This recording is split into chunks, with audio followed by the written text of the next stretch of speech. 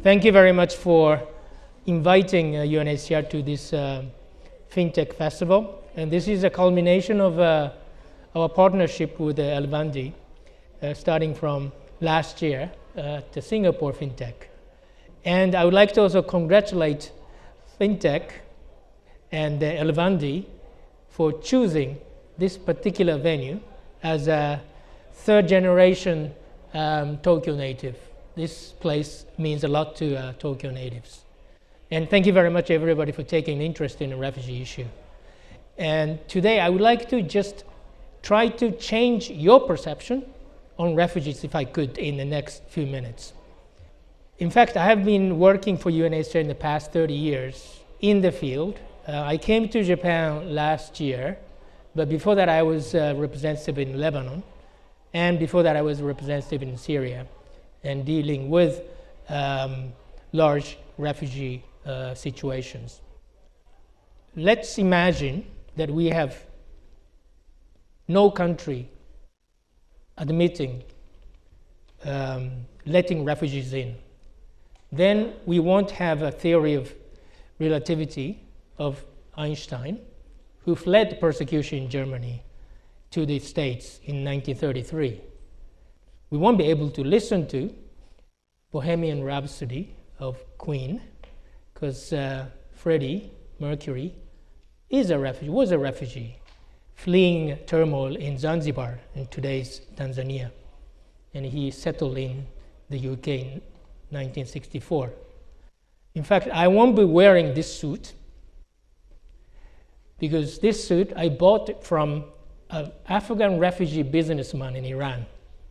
And I hope this suit would withstand Tokyo's fashion scrutiny. It's very comfortable. So we have many talents amongst refugees. They're not really, we think refugees are desperate people, always depending on aid.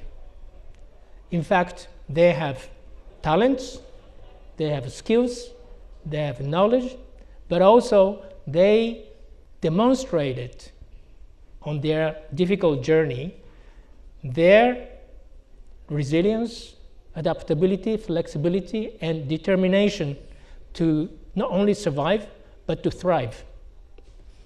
And I really admire, respect refugees. So let's look at what it is globally, the refugee situation. In fact, we have over 114 million forcibly displaced refugees, and also those who are still remaining in the countries but displaced. And this is 1% of the global population. You may have noticed in Japan that a lot of people wearing SDG badges, this multicolored thing. SDG says, leave nobody behind. 1% of the population, the global population, it's almost the population of Japan. So if we don't want to leave nobody behind, certainly displaced one, refugees, internally displaced, we shouldn't forget they should not be the last one not to be left behind. So this is our job. I'll give you a bit of example of how we are partnering with the businesses. This is a bit awkward situation here. Normally, I don't talk to FinTech people, but it's an opportunity. Before that, I talked about refugee, where these people are, refugees. But in fact, we have all this perception that the refugees are going to rich countries, Europe, in the United States. In fact, that is not the case. 9 out of 10 displaced people within their countries or across the border, they are hosted in low and middle income countries, what we normally or these days call it global south. So they're also taking their own responsibility and burden. So with this number increasing in the global south hosting, we cannot continue the way we have been operating. We have to have a completely different perspective and modus operandi. Just one example to start with. A 2018 study done by International Finance Corporation and UNHCR for the camp in Kenya. It's called Kakuma, with a population of refugees about a bit less than 300,000. The study found there are 2,000 small businesses and shops, and the size of the economy with the local population there is 56 million. Can you imagine $56 million of economy created by the presence of refugees? And this study also concluded that many refugees are not passive recipients of aid. Actually, they are active participants of local economy. And also, the presence of refugees benefited the local population, because refugee businesses also hire local people. And also refugees buy products from the local market. That's why we have an economy size of $56 million. So we tend to see, perhaps 10 years ago myself, that the private sector is something totally alien to refugee issues. But in fact, we see more and more the connection, interconnectedness, and we can leverage each other. And also, refugee hosting areas. Remember, 9 out of 10 displaced people are hosted in low and middle income countries. These refugee hosting areas, they can also benefit from the presence of refugees in terms of business opportunities, economic growth. One example, in Tanzania, in one of the camps, UNHCR, together with Vodafone, actually Vodacom, the African wing of Vodafone, installed 3G tower in 2016, because refugees, they need connectivity. These days it's called the right to connectivity. So we installed, the Vodacom phone installed the 3G antennas. And today, I have the figure, the average revenue per user is now around $4.40. So these are refugees. Slightly higher than the average revenue per use for the rest of Tanzania. So there was a business opportunity, because there was a demand. Refugees want to be connected. They want to talk to their friends, family members, and throughout the COVID period, remote school. So there's a demand, and the private sector came in and responded to the demand with supplies, the businesses. So there's, again, interconnectedness between refugees and businesses. So refugees are consumers, employees, and employers. And they're actually active contributors to the economies and societies. So they're not really idle person sitting there receiving aid. So we need to change our mindset that refugees are someone always depending on aid. And many of them are running businesses, employing local people, and contributing economies in society.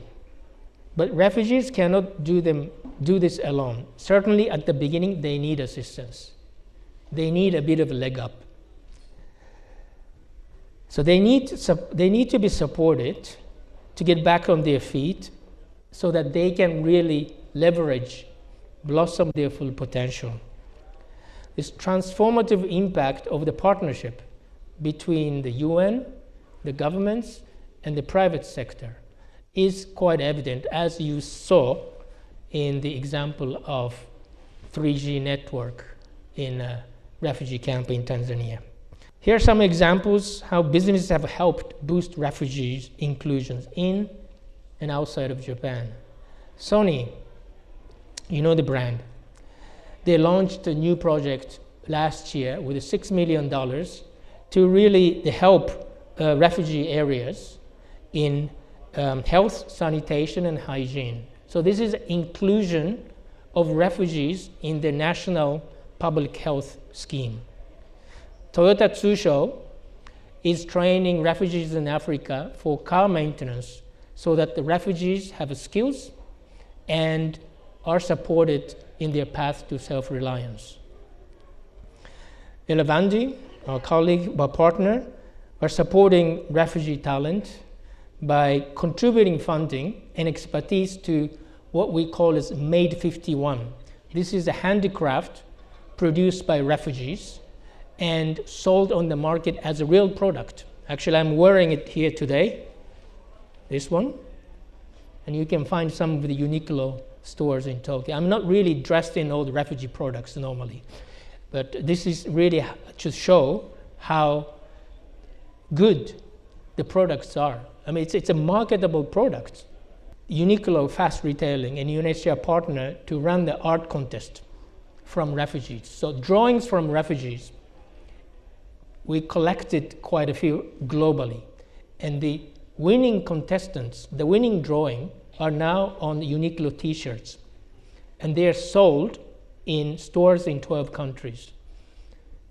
So this is a link, again, between refugees' artistic talent, vibrancy, creativity, and the business. So there are a couple of key areas that refugees, UNHCR, other actors, and business can work together. Support education, vocational training, support self-reliance, and also employment of refugees in businesses. Provide connectivity and technology. Connectivity is something that I can not emphasize more.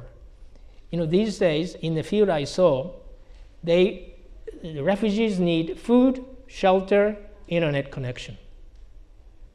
So this is exactly what refugees need, even more these days. And for fintech colleagues, access to financial services. Often they don't have IDs, they don't have a bank account, therefore it's very difficult to get loan. But they have skills, they have knowledge, they have talents to start a business and contribute to local economy. So lending and renewable energy so that they can run their business, also contributing to support the climate action goals. So my last point, just a plea. With your powerful connection, with your powerful voices, you have a role to send message to the world that the UNHCR cannot do. Refugees are an agent for change. They're contributor to economies and society. And yes, please raise the awareness on their plight. Please correct misinformation, but also please create a positive image and narrative of refugees. We need your help really to change the perception, the perspective of refugees. Refugees are a contributor, our partner to economies and society, but also to create a better world. And again, I'm just asking you, as somebody who has reach and connections and voices, to send this message. And thank you very much.